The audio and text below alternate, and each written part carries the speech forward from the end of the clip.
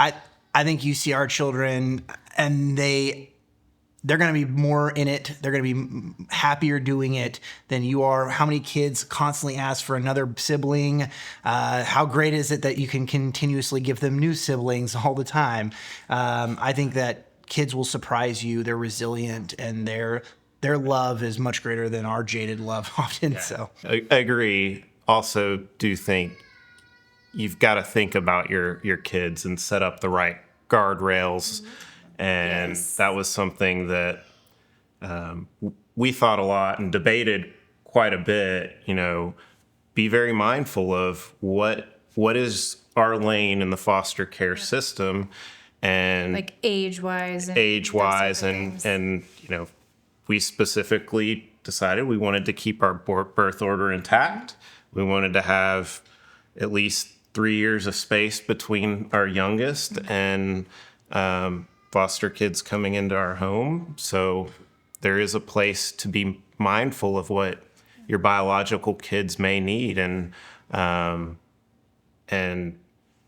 work through that as a part of the process. Yeah. And I think it's too that it's also the narrative, right? Like foster care is about reunification and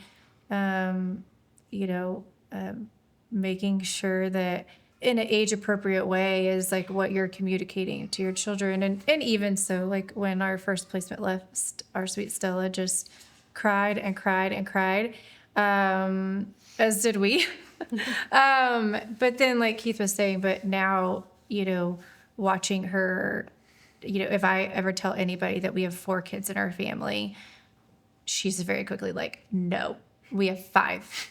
We do not forget about Abigail. Mm-hmm. And I love that. And so seeing that come full circle for her and her understanding that part of the mission and that part of like, we played a role in her life and then she will always be a part of ours.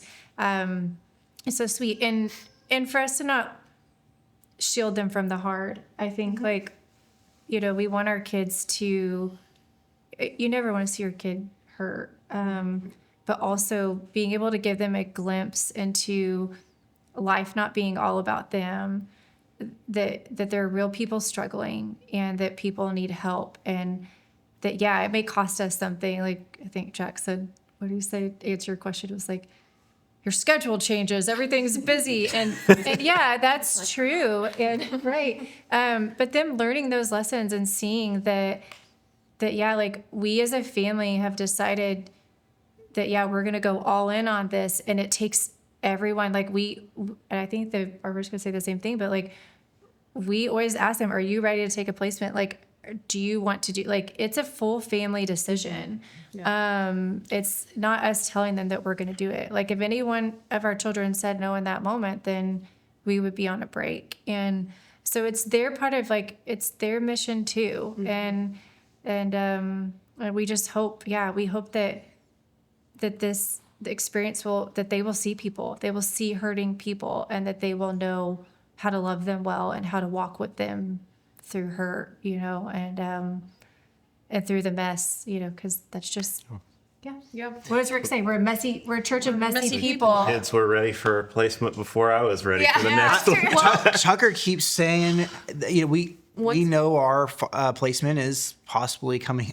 Today we know that it might end here in the next couple weeks, and we decided we probably would like to take 2 weeks off maybe before we go back into it. And Tucker has reminded us or told us, nope, 3 days. That's what we get, 3 days, and then we're back in. You get 3 days, Mom, because there's more babies that need us. Yeah. And so, I mean, it's beautiful. It's wonderful. And we have been super honest with our kids throughout the whole process. I mean, from the beginning of training to now. I mean, we tell them, we're getting a TB test and it's going to hurt, but we got to do it to be foster kids. Like we go through, and then, we sit and they know why Legends here. They know what BioMom is struggling with, and we pray for BioMom all together as a family, right? And they know reunification is key.